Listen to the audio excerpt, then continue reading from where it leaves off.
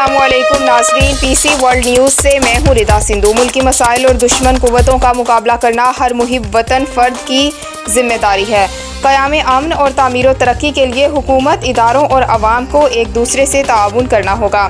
آئندہ بلدیاتی الیکشن میں بھرپور حصہ لیں گے، عوامی مسائل کے حل کے لیے تمام تر وسائل بروئے کار لائیں گے۔ ہمارے نمائندہ خصوصی پاکستان غلام دستگیر کی رپورٹ کے مطابق ان خیالات کا اظہار پاکستان سنی تحریک کے ڈویژنل صدر محمد آصف رضا قادری نے نگہبان پورہ میں PP 111 کے دفتر کی افتتاحی تقریب کے موقع پر اپنے بیان میں کیا۔